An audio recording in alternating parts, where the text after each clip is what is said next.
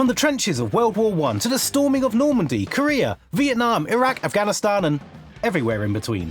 For more than 110 years, it's been the go-to sidearm of some of the most elite soldiers and law enforcement teams on the planet. Today, the pistol family that simply refuses to lay down and die. The Browning 45, 1911. To understand why this pistol family came about, you have to go to the Philippines, right at the turn of the 20th century, where the American Army got some nasty surprises. They turned up with a perfectly modern sidearm, the Colt M1892, a double-action revolver in .38 long Colt. Quick to fire, easy to reload, a perfectly capable, up-to-date pistol for the time. Then, they met the Morrow. You think modern operators are tough? The Morrow were next level, with some of them binding up their own limbs with cord before a fight to slow any bleeding. Some used drugs to switch off pain. These guys were charging fearlessly against rifles, revolvers and cannons with nothing but bollos and blades, soaking up rounds that should have dropped a man where he stood. These guys took being a hard nut to a whole nother level. The after-action reports are grim. Morrow warriors found to have taken 5 or 6 .38 caliber rounds to the chest and still managed to close the distance. In some cases, a man emptied his entire cylinder into an attacker, failed to stop him, and was killed trying to reload his revolver. It got so bad that the army dug out older .45 caliber revolvers and issued those, hoping it would have the stopping power required. The Morrow proved that small caliber pistol rounds just wasn't enough against a truly determined warrior. .38 wasn't cutting it. A board was convened and the order came down. Whatever replaced it needed real stopping power, and needed to be a minimum of .45, the Lord's caliber. Now they just needed someone to build it. That someone was John Moses Browning, born in 1855 in Utah. Son of a gunsmith, no degree, no formal engineering training, none of that. He learnt by stripping things down on his father's workbench and working out exactly what they did and why they did it. When you look at the guy's CV, it's just the greatest hits of gun designs. The Winchester model 1894, the BAR. He designed the M2 heavy machine gun that's remained in continuous frontline service since 1933. The guy was clearly a genius, and he perfected an idea that remains the primary pistol operating mechanism around the world to this day: the tilting barrel Browning action. Pick up almost any modern pistol today, crack it open, and you'll find a tilting barrel doing the exact job Browning worked on over a century ago. Hey guys, quick real chat. Firstly, yes, I know this isn't actually a 1911 copy, it's more like an M45 or a civilian version, but it's what I got. Secondly, there's some fake channels and copycats appearing already, which is frankly quite flattering this early in the channel's life. So if you want to make sure you're getting the real content from me and not the fake stuff, make sure you subscribe and hit the bell icon so that you'll know when it's really been posted from me and it's not just something else appearing in your feed. Cheers guys. In 1906, the army put the word out. They needed a new .45 caliber pistol. 6 makers stepped up. Browning entered through Colt. His design was clean and ruthlessly logical. Recoil operated, the barrel tilting down to unlock as the slide cycles, a short crisp single action trigger and 2 separate safeties, a manual thumb lever plus a grip safety in the back strap that's activated the moment you get a proper firing hold. 2 safeties, it's belt and braces or double johnnies, depending which way you want to look at it, but that's exactly what the top brass seemed to want. By 1907 it was down to 2 finalists, the Colt and a pistol from Savage Arms. The decider came in 1910. 6,000 rounds got put through each pistol over 2 days. The pistols got so hot that they had to be plunged in a bucket of water to cool them down before they could be fired. Browning watched the whole thing in person. His pistol fired all 6,000 rounds with 0 malfunctions, not one. The Savage had 37. So on the 29th of March 1911, the US adopted the Colt 45 as its standard sidearm, with the highly creative name M1911. It fired the now legendary .45 ACP automatic Colt pistol round, designed by Browning for this specific pistol. By this point, I think he was just showing off. A big, heavy, fairly slow bullet, around 230 grains at 260 meters per second, about 850 feet per second. It's a thumper, and it was precisely what the army had asked for after the Philippines. 7 rounds in a single stack magazine, All steel construction, about 1.1 kilos loaded, about 2.4 pounds, and a grip angle that's so natural that the men picking it up for the first time kept saying the same thing. It just feels like an extension of the hand, something which remains true to this day, with the 1911's grip angle and general shape being the gold standard by which other pistols are judged. Using a single action, not a double action trigger, is what makes this thing so pleasant to shoot. It's predictable, crisp, and doesn't throw off your aim. But that crispness does come with a slight string attached. Pulling the trigger won't bring the hammer back for you, so if you want to carry this thing ready to fire, you're going to have to carry it cocked and locked. You're going to have to carry it with a mag in and a round in the chamber, and then make sure you put that thumb safety on, and no fiddling with it while it's in your holster, or things can turn bad very quickly. Hold that thought, we'll come back to that later. Sights on the early versions were a little bit crude, but when a pistol points as naturally as this one, it hardly matters. In fact, early training was literally point, place the gun in your hand, pull the trigger, and see if you're on target. When America joined the First World War in 1917, the 1911 shipped to France. And it's worth picturing just how futuristic this thing must have looked on the Western Front. In a time of single-shot rifles and revolvers, being able to put 7 rounds of 45 down a trench line in about 2 seconds, reload in about another 2 or 3 seconds, and do it all over again must have looked space age. Sure, there were a few SMGs around, but nothing with this level of compactness. The pistol earned a fearsome reputation. A famous example is Sergeant Alvin York. In October 1918, York was like an unstoppable force. He'd already dropped 20 Germans with his rifle when 6 more charged at him with fixed bayonets. He drew his 1911, kept calm, and stopped all 6, and earned the Medal of Honor. After the war, the Army asked its veterans a simple question: what needs to be fixed? The list came back surprisingly short. A shorter trigger for smaller hands, slightly adjusted mainspring housing to tweak the grip angle, a longer grip safety spur to stop hammer bite, just a handful of small things to tidy it up. The result, adopted in 1924, was the M1911A1. And that's the version that would go on to fight every major war for the next 60 years. And fight it did. During the Second World War, it went everywhere and to everyone. Officers, paratroopers, air crews, tank crews, raiders. If you weren't carrying a rifle or SMG, you almost certainly had a 1911. The numbers are almost absurd, more than 1.9 million made during the war alone. And not just by gun makers. Remington Rand, who made typewriters, Ithaca, who made shotguns, Union Switch and Signal, who made railway signalling kit. And best of all, Singer, the sewing machine company, made about 500 of the things, and made them really well. Those 500 pistols from a sewing machine company are now among the most valuable firearms on the planet. One sold in 2017 for around $325,000. You'll never look at Granny's sewing machine the same way again. The Korean War saw the 1911A1 serve with distinction.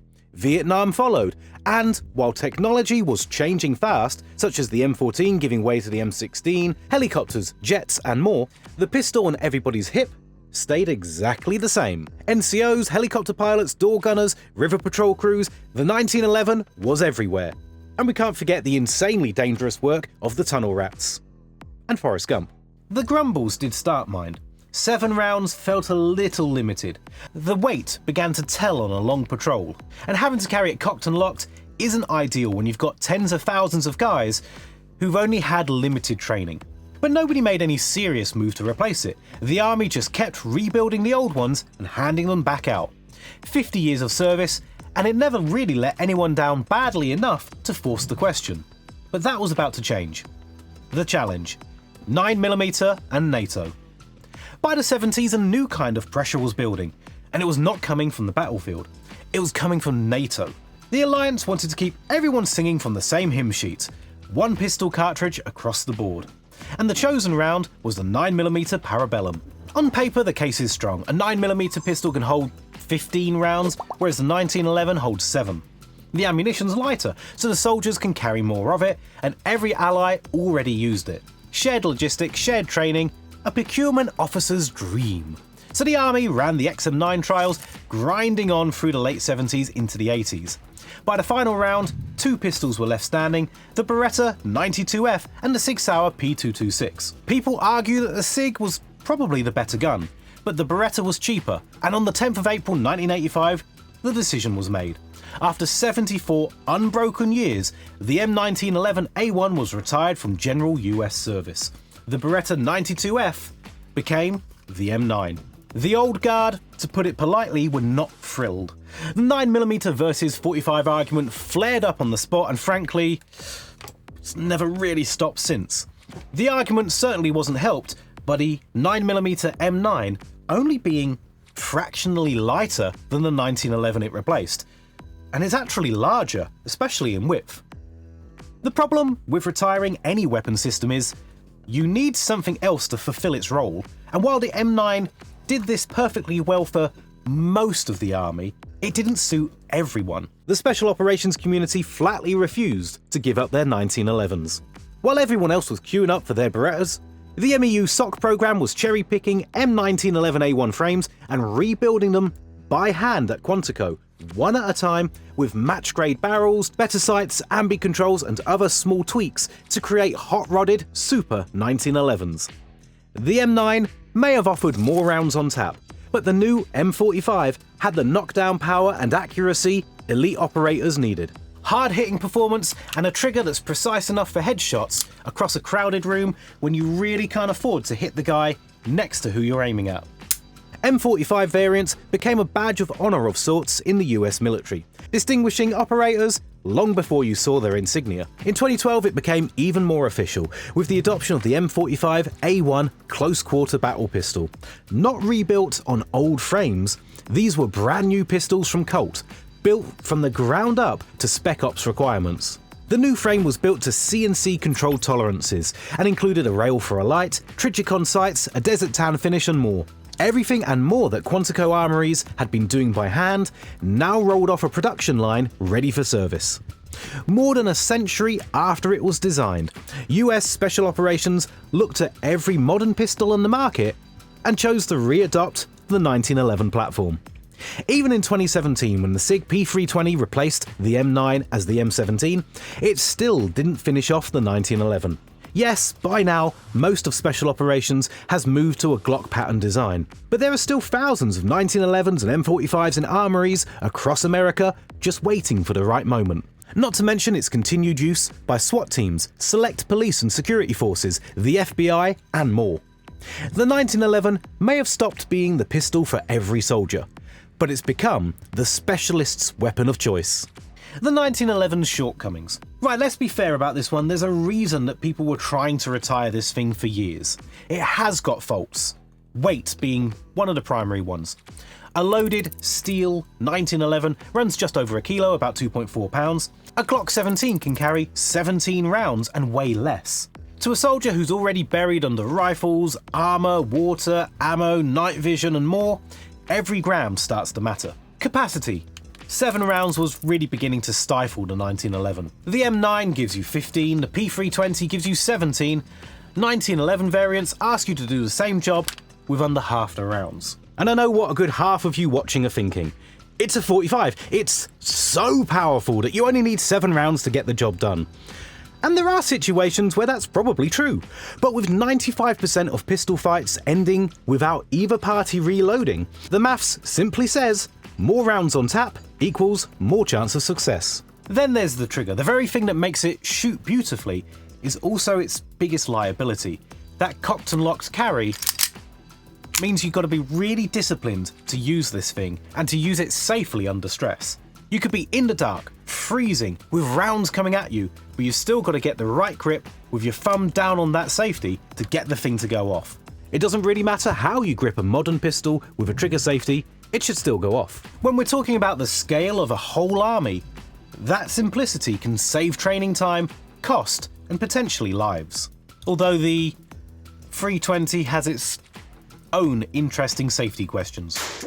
There's also the issue of recoil, with this thing hitting far harder into your hand than a 9mm will.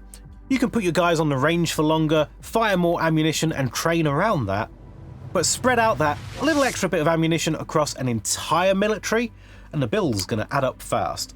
A proper 1911 or M45 is a finely fitted machine. It needs trained armourers, regular maintenance and quality parts to stay working sweetly. Whereas the Glocks, Berettas, SIGs are cheaper to buy, simpler to fix, and requires less skill to be worked on. Not to mention, when it comes to reliability, the 1911's close-fitting parts means it's less tolerant of dirt and sand getting inside the mechanism than newer designs. So, on paper, the 1911 loses nearly every modern contest going. But yet the Marines kept it, Delta kept it, the FBI kept it, because a spreadsheet can't measure what a perfectly fitted 1911 trigger feels like when a shot has to count, or the quiet confidence that comes from carrying a design trusted in every major war for over a century. Not to mention the psychological boost that comes from the Lord's caliber 45 ACP. On the competition side, the 1911 essentially invented practical pistol shooting.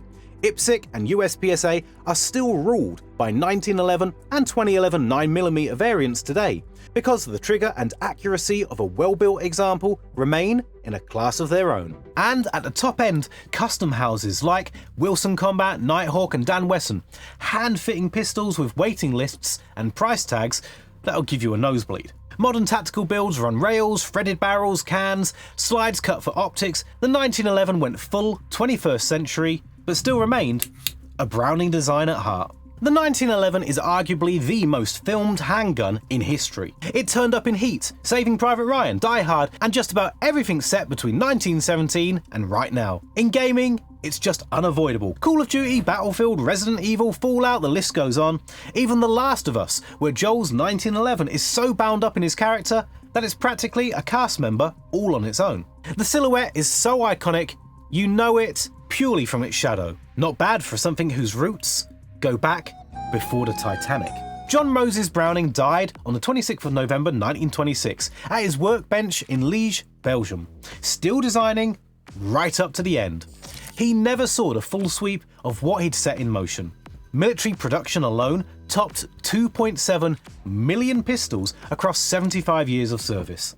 Counting commercial and foreign builds, total production is reckoned to be somewhere between 8 and 10 million, and it's still being made today by dozens of manufacturers around the world more than a century on. Plus, the design continues to be reborn, with almost every modern pistol out there from SIGs to Glocks to M&Ps running a tilting barrel short recoil action that traces straight back to John Browning's drawing board.